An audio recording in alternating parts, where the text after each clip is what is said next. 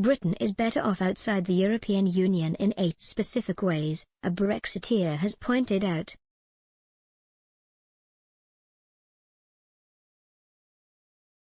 Jane Adair, director of the Get Britain Out campaign, accentuated the positive in her latest weekly bulletin at the end of a week which has left Prime Minister Boris Johnson badly bruised.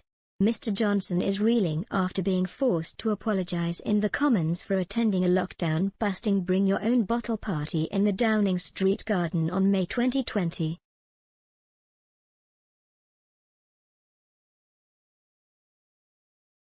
Ms. Adair conceded the ongoing controversy was threatening to overshadow the PM's bid to forge a new course for Britain outside the bloc.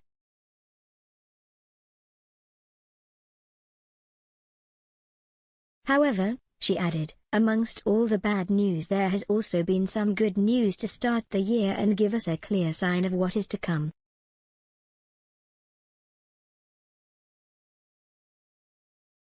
If the government can actually get on with the job they were elected to do.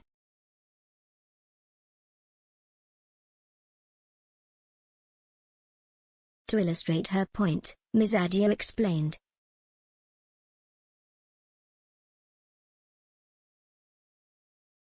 Brixham Fish Market in Devon had recorded its best ever year for the value of seafood landed at the port.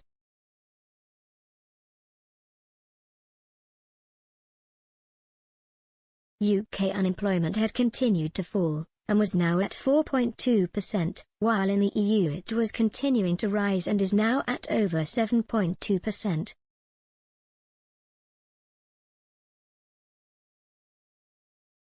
The United Kingdom on Thursday began trade discussions with India.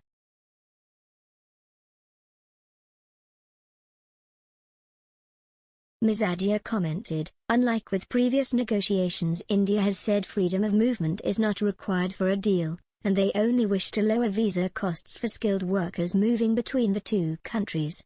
However, Indian trade representatives have said they are happy to leave this out if it is a red line for the UK.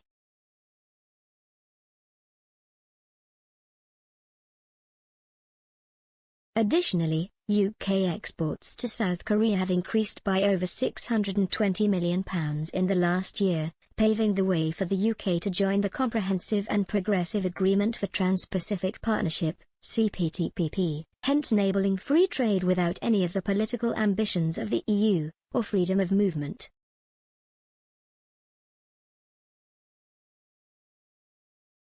The UK has been given command of NATO's naval missions in the Baltic, North Sea and the Mediterranean, directly observing and confronting growing hostility from Russia.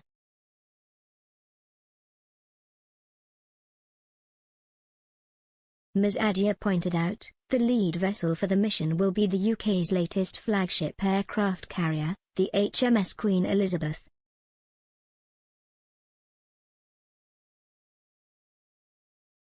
Meanwhile, the EU was excluded from taking part in NATO talks with Russia, which took place in Brussels this week, something Ms. Adair described as an added bonus which demonstrated that yet again, the EU is not a serious player when it comes to international security and foreign policy.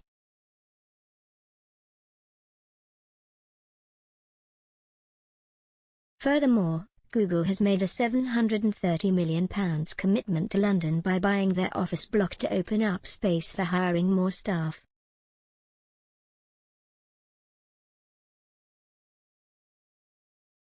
Ms. Adair said, this comes as they push to encourage more people to return to working from the office.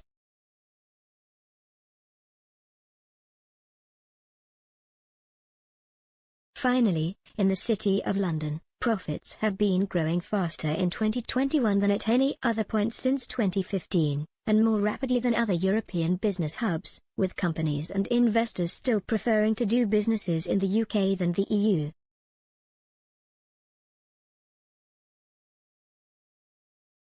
Statistics released yesterday suggested Britain's economy is now back to its pre-pandemic levels and was outstripping Germany.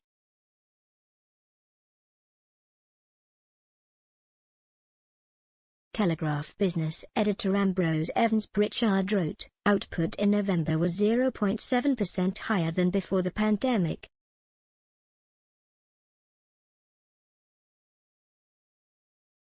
Omicron will take a bit back in December, but the light touch response of the government, vindicated by booster vaccination and widespread immunity from past T-cell memory, ensures that any economic hiccup will not seriously hold back recovery.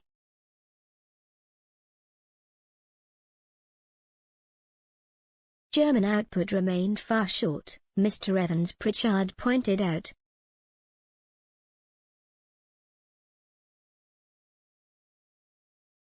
He added, the German data agency warned today that the economy faces contraction this quarter of -0.5% to 1%.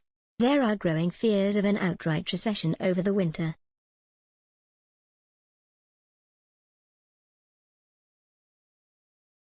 He stressed, this is an extraordinary reversal of fortunes.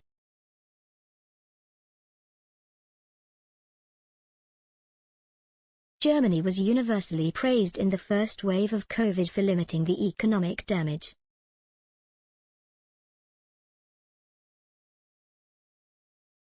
Its Kurzarbeit system, designed to help companies keep workers employed part-time, was hailed as a model for the rest of us, as it is in many ways.